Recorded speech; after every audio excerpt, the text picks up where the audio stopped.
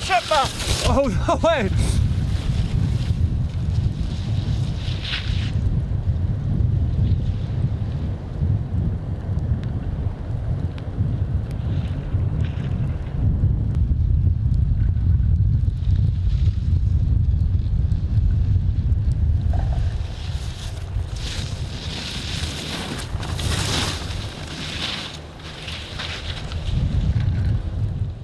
Hey skiers, I'm Jeff from SkiEssentials.com. And I'm Bob. How's it going? Bob and I are here today to talk about some Liberty skis, specifically the 2026 Scope 94 and Scope 99.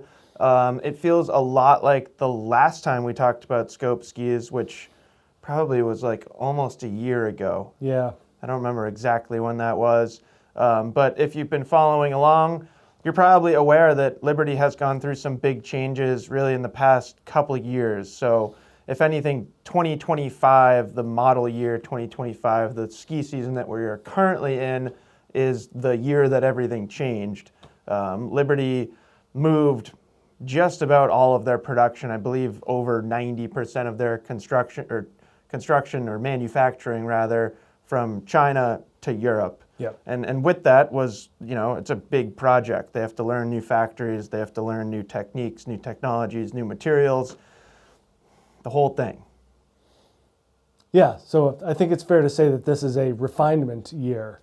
Yes. For Liberty and specifically the Scope series of skis. Totally. I still think like that shift to a new factory is just huge. And it's kind of interesting, like they have the Radian skis that are a little bit more directional. And with those, it feels like they nailed it, like first try. Yep. Those skis were awesome. And these scopes are great too. I know a lot of people that ski on this Scope 94.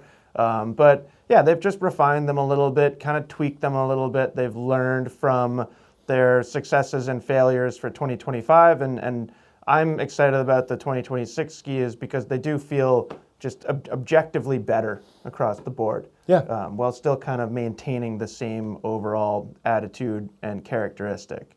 The skis up here might be kind of confusing. This is a 2026 Scope 99 that I have been skiing.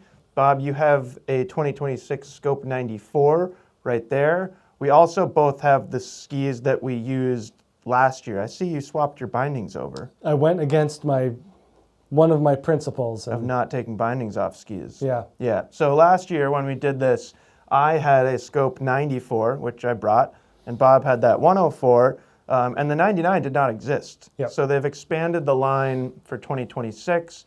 Now it goes 84, 94, 99, 104, 110, 118. So a lot of skis. A lot of scopes. And I like that they went up to 118. Yeah. Like to me, Liberty has always been a brand that's not afraid of making a massive ski. And that's evident also for 2026 because they still have the Genome, which is 141 underfoot. It's fun to see that ski when we get to the, Have you ever skied demos. It? No. It's awesome. Yeah. So much fun. It's like it kind of doesn't even feel like skiing, but it's great. I think that's it for like overall introduction. Did I miss anything, Bob? I don't think so. Just that's the new one. This is the new one. Yeah. Yep. Do you want to take us through construction? Nothing has really changed, but we are seeing some like changes in the result. Yeah, and we're feeling different things too. So same overall construction. It's a lightweight poplar wood core, and then they use a phenolic plate underfoot. So we've talked about the use of phenol in more race-oriented sidewalls. So race skis tend to use a stiffer compound in their sidewalls. And so what Liberty does is they take that type of material, that stiffer plastic, and just stretch it out and put it underfoot like other skis would use metal or fiberglass or whatever they want to underfoot. So Liberty chooses to use that phenolic compound as their plate underfoot to stiffen the underfoot zone. And we've noticed that in addition to that stiffening agent, they've used, whether it's a denser wood or a stiffer wood or a slightly thicker wood core profile, they have stiffened these skis up a little bit. And we have a very unscientific flex test. Yeah, you want to trade? Yeah, let's trade. I'll show you what I use as an unscientific flex test. Yeah, go for it. Which is just pushing down on the tips of the skis and seeing which ones bend more. So I'm trying, and to make sure that it's very scientific, yes. I switch. Removing any variables. Right, and you still see quite a bit more flex in the older 94 versus the new 94. Do you want me to do my unscientific Yeah, what's yours? flex? I like the shake method. Right, and seeing which one. And like this one, I remember doing this last year, and I was like, that is absurd. Yeah. Like nothing else really felt like that. And this is still soft, but if anything, it like doesn't do it as much in the extremities. And then, you know, more of a classic flex comparison. Like this one, you guys can't see the tail, but it's literally going to like 90-degree angle. I mean, like you can. It's pretty crazy. You can Yeah, do it with you your can hand. basically do it with your hands. Right. It feels like a recurve bow. Yep. In fact, I kind of want to string it. That'll be a new use for old skis, is turning them into bows. You could drill a hole right through the middle. Yep. That the arrow goes through the middle. I think I'm onto something here.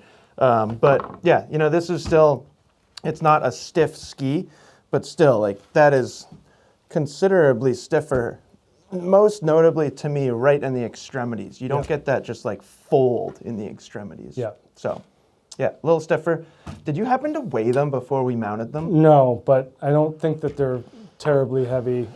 I don't think the weight changes much. I think my assumption, and apologies for not actually doing this, we just got excited and put bindings on them. I know. But my assumption is that they are a touch heavier, if anything. Yeah. So.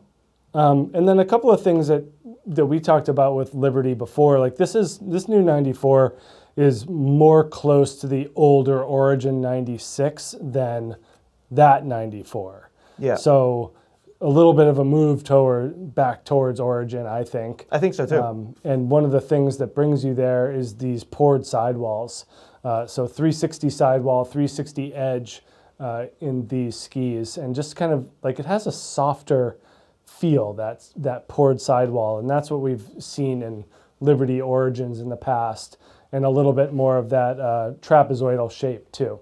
So a couple of things that they've brought forth from Origin into Scope, and I think it makes a lot of sense because a lot of people really like those skis. Yeah. Do you agree that they feel distinctly like Liberty skis? There's nothing else that I would say feels. Yeah. And like historically, like Liberty has always kind of had, like we've talked about, I remember talking about Liberties, I think we were talking about Origins, and I talked about my friend Jamel, who lives in Sugarloaf, or skis Sugarloaf. Yeah. And he's just like, he loves skiing trees and like loves like tight wiggle lines, and he has always been a Liberty skier. Yeah. And like this, I feel like it almost kind of like got away from it a little bit. It was trying to do it, but it was just kind of like too soft. And you couldn't like really like trust it that much. Now I feel like they're like squarely back in what I think of as Liberty skis. Even the Evolve had a very distinct feel to it. Yeah. In a carved turn. Yeah, and Radians do too. Yeah. Like that carried forward to Radians. It's different, sure. but it's still unique. Yeah. Yeah. So. Yeah, Radians are better than Evolve, in my opinion. You think so? Oh yeah, objectively. Because Evolve was like never that versatile. Right. Where Radians, you can like ski a whole bunch of different stuff. Look at shape for a little bit here, Bob. You want to hold up your 94. I think the overall theme here is these are twin tips, but they are directional twin tips. They're not trying to be full-on park skis. They're trying to be all mountain or free ride twin tips. We do get a little bit more rocker, more in length than splay as you go up in width. So Bob's 94 compared to my 99. I get a little bit more. I did measure it. I don't remember off the top of my head, but tip rocker's a little bit longer than tail rocker, at least on this 99, and I would basically bet all of the money I have that it's the same on that 94. It's a big gamble. I don't have that much money, Bob. At least cash. And then dimensions 130, 99, 120. So that's kind of like, that's the big thing for me of it's not trying to be too much of a freestyle ski. Yeah. It is, you see that tip to tail taper in the sense that the tail is much narrower. And then I actually, we have questions for each other. And I don't know, I wrote this question down for you, and I kind of know the answer to it. And I don't know that you wrote this question down for me, so I'll just answer it right away. All right. There are 2 marked mount points, and they're wildly different. Yeah, what is that, about a 6 centimeter difference? 6 or 7, yeah. So back here is the recommended line, which is very directional, and then they just put a center line on it, which I think is interesting. And it's almost like, I feel like the center line on this ski should be less of a recommended mount point or mount point option and more of a mark to measure off of. Like because- if you want to go 3 back from center, then... Yeah, they've already got a center line that you can measure off of. Because on these, on the 94s I had last year, I'm pretty darn sure I went dead true center on the mount point. And these, because I spent some time measuring the tip and tail rocker, and I personally never want to be forward of the center of camber, I decided that that didn't make sense, and I believe I'm 1.5 centimeters back from true center now, Okay. which feels good. Yeah. I like it. That's about it for construction and shape. You want to do some questions, Bob? Sure. So seeing as you had the narrower skis, and because it seems like an obvious progression of going from narrower to wider, we'll start with you. Are you ready? I'm ready. What's your mount point? 6 behind center. Or Is it, whatever. or you're on? I went right on straight, recommended. straight on recommended line. I mean, it's a recommended line. Yeah, no. Who am I to argue? I mean, I knew the answer, but I Yeah. thought it would. Now, this is a vague question, Bob, but seeing as we wrapped up our ski test less than a week ago, I actually kind of went with a more ski test themed question here. All right. How would you characterize it? Oh, interesting. Yeah. I mean, it's a fun and exciting ski. Cool. It's not particularly energetic. So I find the limitation of this ski in the tail in a carved turn. Yep. What happens there is you just have to be ready to stay balanced on Yep. the ski and stay more centered. Yep. It's not that it totally like folds or gives way, but Yeah. you do have to recognize it. I'm also in the 180. I'm was not sure how, I was just going to say 180 for you in this ski is kind of short. kind of short, you know, but like also that's increases the fun and mobility. Yep. So Which is kind of the I'm not using a Scope 94 to generate massive G-forces and Right. power. you're using it. I'm using it to wiggle. do bumps and trees and small things Yep. like that. So I have no illusions that this Scope 94 is one of the more powerful skis that I'm going to be on. Right. It is, however, extremely agile and mobile. Yep. So you can put this thing wherever you want it, whenever you want it. And around here, that's a big plus. Yeah. So we're talking agile, playful, easy. It is easy. Yep. Yeah. Are you ready for another question? Okay. What differences do you feel compared to 2025? And granted, you skied mostly on 104, but kind of Yeah. in general. Because I know you hopped on 99 and a 180, so you've kind of been, you've skied. Yeah. So more speaking to scope in general, what differences do you feel? So even though I went down 8 centimeters in 10 millimeters, Yep. I still feel like this is a more confident ski than this 104. Yep. So this one really excelled in just absolute wiggle factor, Yeah. whereas there's more meat in the 94, and the camber has a lot to do with that too. Yep. So, same camber profile as your older 94 there, but with that added stiffness and more bounce out of the tail, you do feel like you're on a more energetic product. You're really nailing the segues here, Bob. Yes. Last year we talked about them being like, do you remember the superlative that we used? We basically said like it was the quickest ski that we've ever skied. This. Yeah. And that's what I said about this too. I remember comparing it to like water or like liquid mercury. How it dances How around. it, runs down and follows whatever contours there are. Now, that characteristic can be both a positive and a negative. Yep.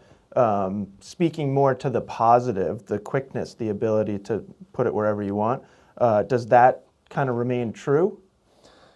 Less true. So Okay. it is more input driven Yep. than this thing just went. Did anything? It went where it wanted to go, like Yeah. regardless of input.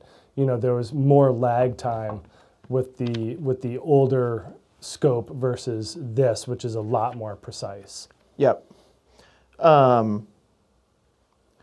This is an interesting question. So this is as is just inevitably true with any major product shift like this, it's going to take a while for them to catch on. In that light, I haven't seen many out in the wild. Right. And I actually took some time this season to kind of make mental notes of when I did see one. Out of Scope 94s that I saw this year, over half of them had tech touring bindings. Interesting. Which I kept thinking that makes a ton of sense. Yeah. Because if you want a twin tip touring ski, there isn't much that's lighter and kind of better than this. Okay. Do you think it's still a good choice for that application? For a hybrid ski? Or even a full tech binding? Yeah, but more for resort touring Okay. than true backcountry, I would say. I Yep. think you would have to go to the 104 or the 110 if you wanted to Sure. be in more open areas. But if you're doing resort laps, morning stuff, Yep. up and down groomers, sure. Why not, I think right? that the camber kind of precludes it from being that floaty, drifty Sure. ski in fresh snow, if that's your goal from a touring perspective. Sure. My mind mostly goes to if you want to tour and you want a twin tip, there aren't that many choices. Yeah. And this has to be one of those choices. I just think you're killing any potential freestyle Yeah, application that you might have I agree. if you went that route. I agree. And probably we'll end up talking a little bit more about that stuff when we get to me. Yeah. I don't have too many more. Actually, this is the last one, but it's one question with 4 different parts. Do you want Okay. the 4 parts individually or all together? What's going to be easier for me to answer? Probably all together. All right. The question I wrote is, can you think of any similar skis? But then I wrote down 4 skis that feel like they're similar, Okay. and I'd like your reaction to these 4 skis. ARV 94. That was the first one that I came up with, Really? skiing this and writing the article. Yeah. Yep. You know what I keep thinking? Especially when they had lighter wood. The Karuba version Yep. 2 years ago. Yep. It almost feels just like that. Yeah. Bent 90. There's more rocker Yep. to this. Especially in the tail. Yeah, but similar flexes and overall feels.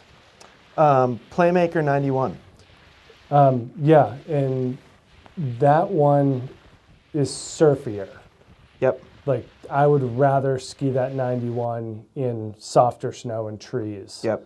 This one, firmer snow and bumps. Yeah, if you want, I'm happy to speak to that as well. Okay. Different width playmaker. It will come obviously, I assume.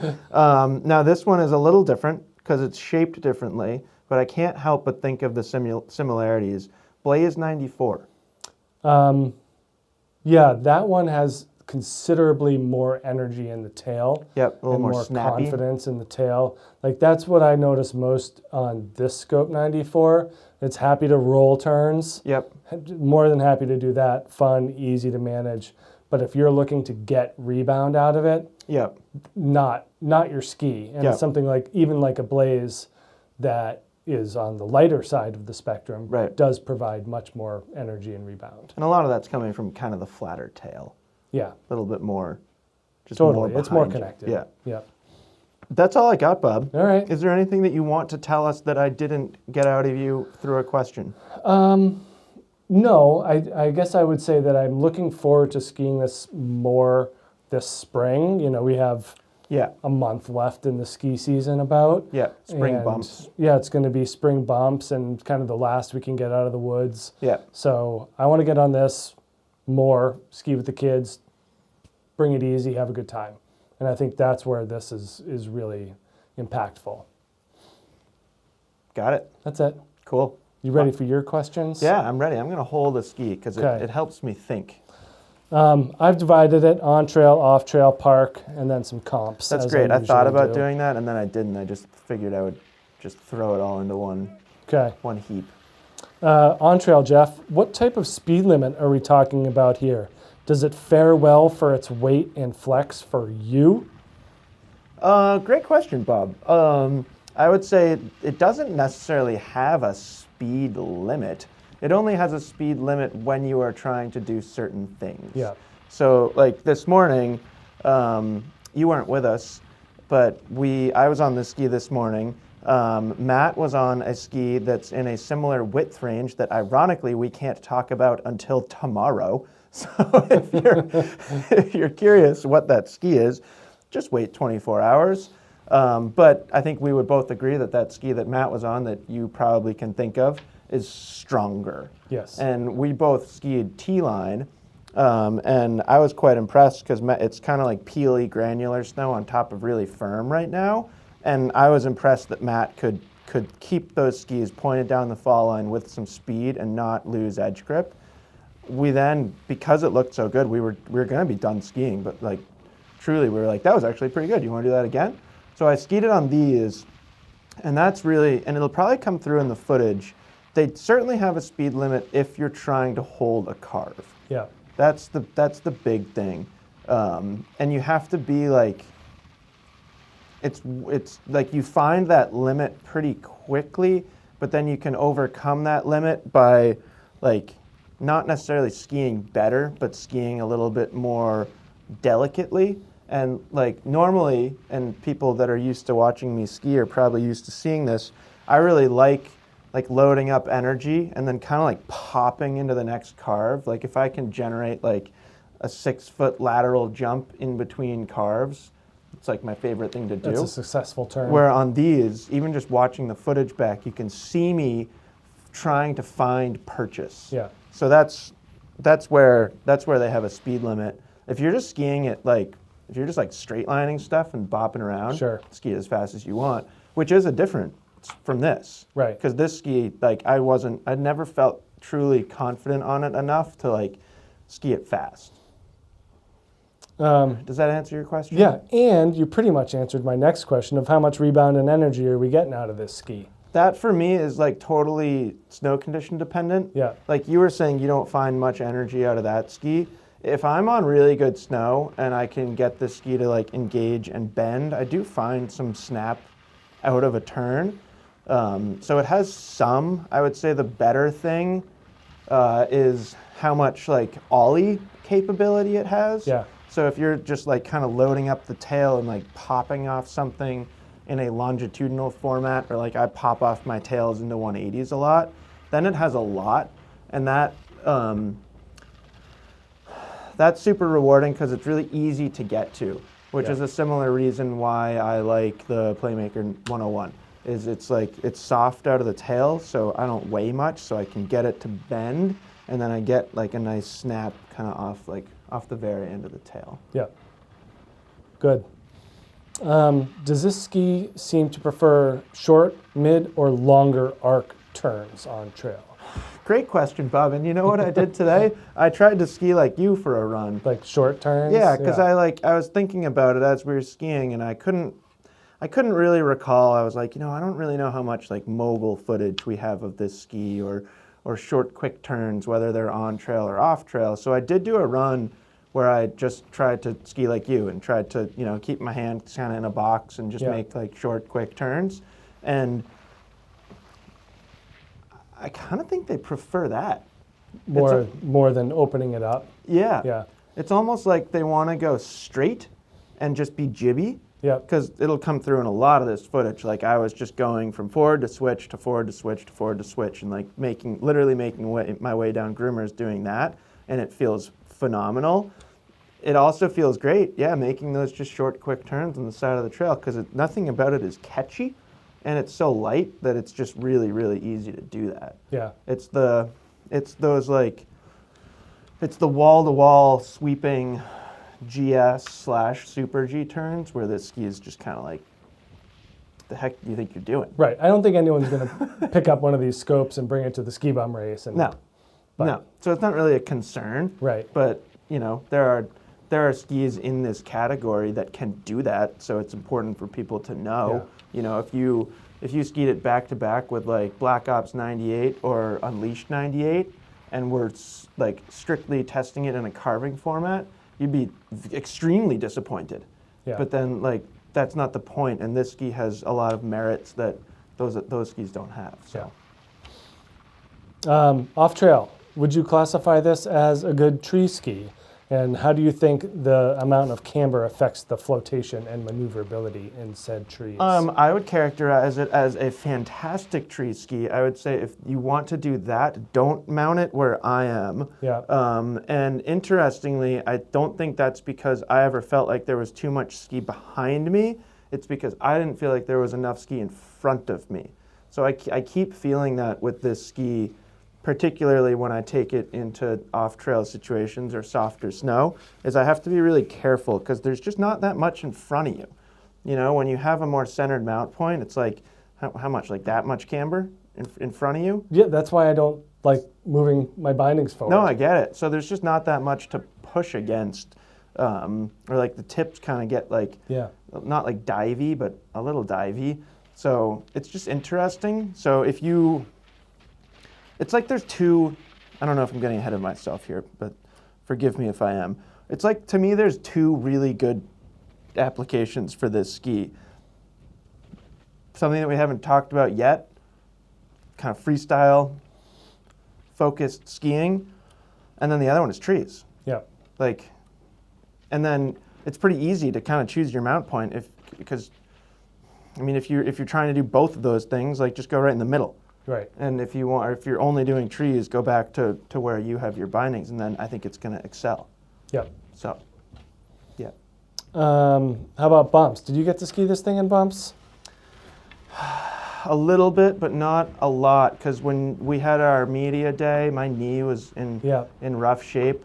I don't know that we have any footage of skiing bumps, but like I've coached on this ski quite a bit, and when I'm coaching, like on our way to the park, I'll try and go find some fun stuff and can find bumps. And, even through like some of the trees, you're often kind of like skiing a bump line through the trees. It's my favorite. For me, it's great. Again, like my mount point is not the best because it's the same thing with like the amount of ski in front of you. Yeah. It kind of folds if you hit it straight into a mogul.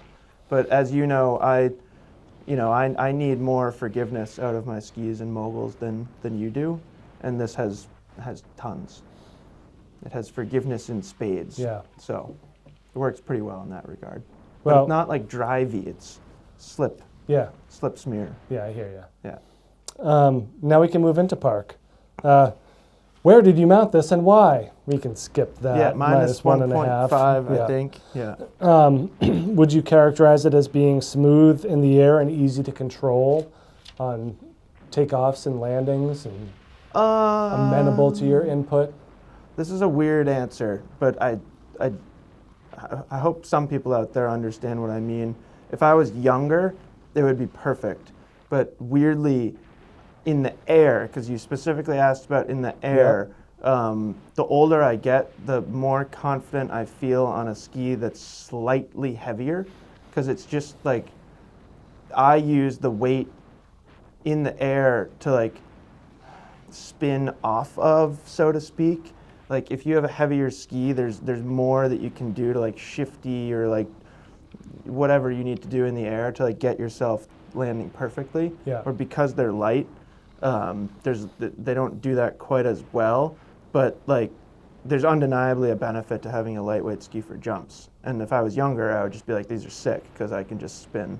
Right. Like there's no limit to how much I can spin. Because you have like cool tricks, but you don't wrap yourself up and spin as much as you can like not anymore. Kids do. Yeah, not anymore. So. But like I used to be pretty well known for like doing 900s on like everything. Yeah. Like that little tiny like 8-foot tabletop at the bottom of the park right now. Yeah, that's my favorite jump I would have there. done like a cork 9 lead tail on that back in the day. And like then there's something like this is great. Yeah. Predictable on rails? Yeah, it's phenomenal. Yeah. Phenomenal on rails. Yeah. Really, really good. Truly one of like the easiest rail skis I've been on this year. You know, it's similar to jumps. Like, there's not much from the ski that will help you feel smooth. You have to like be pretty smooth, but they're so light that they're easy to get anywhere you need them to be when you're sliding rails. Yeah. So I've been quite happy with them sliding rails. Like the past 2 days, Matt and I had skied a good amount of park the past 2 days. Not like a ton, but it's super firm out there, and I didn't feel like hitting jumps, and I had a really, really good time just cruising through the park and sliding rails. Yeah. So It was fast in there, wasn't it? yeah, which is like disconcerting Yeah. and like fast and flat light. Yeah. Which, yeah, if you're like not used to sliding rails, I'm sure it doesn't come across on camera, but there's like an up flat rail that's like, it's not big, but it's big enough that you have to like go fast, sorta, and it's moderately intimidating when you can't see where you're going. Regardless of your ski. Yeah, but these were great, very helpful. Okay, move on to some comps. Sure. And I have one that's not a ski comp. If the ski was a car, what would it be?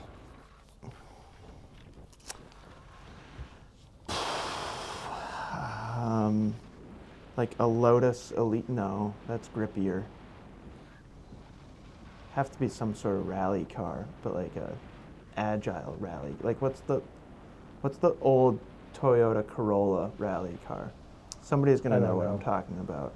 Not like one of those older Audi Quattros, Similar generation. but lighter. Yeah. So rally car style, but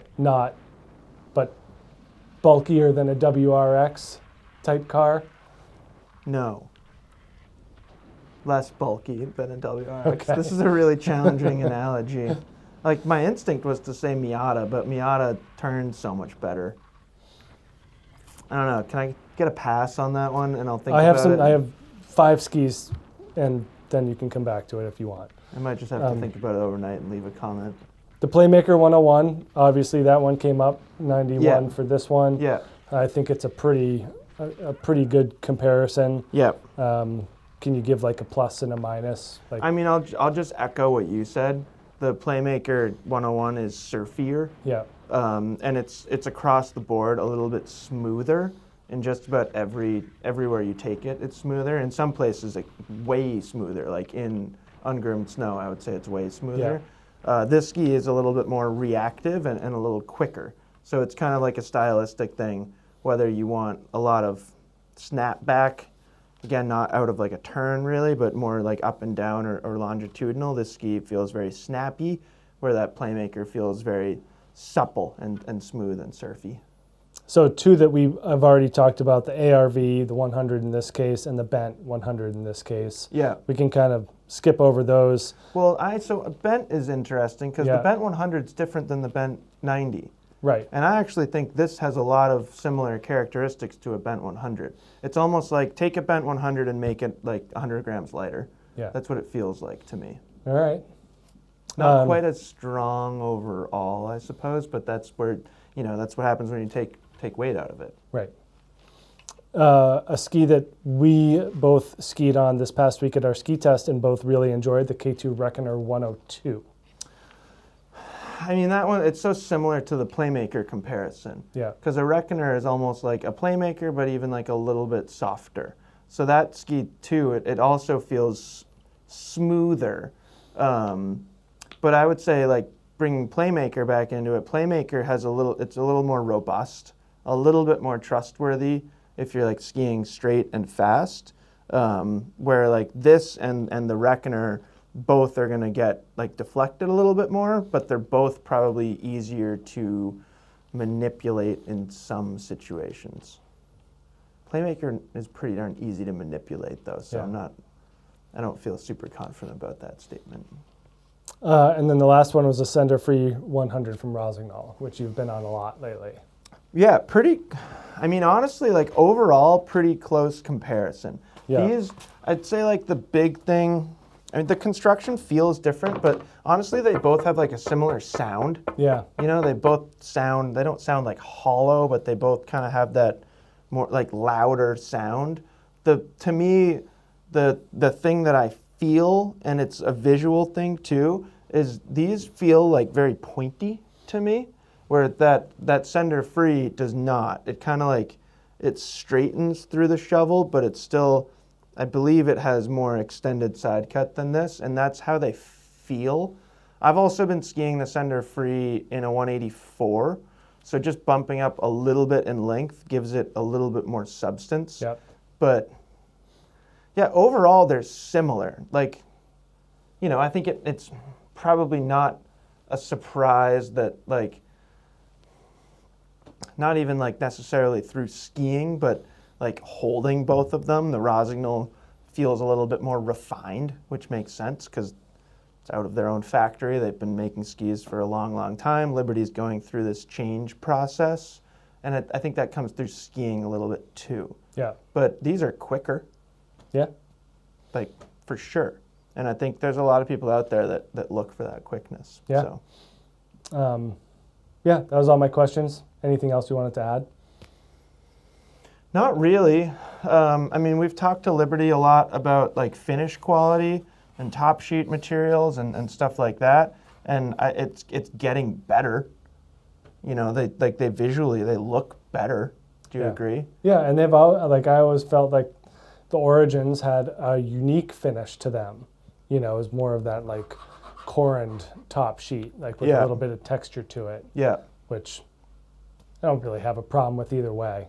No, it'll be interesting to see what happens over the next couple of years with Liberty. It's like, you know, I'm sure they'll keep playing around with things and tweaking things, and I think they're onto something with these new skis. I think the shapes are really good.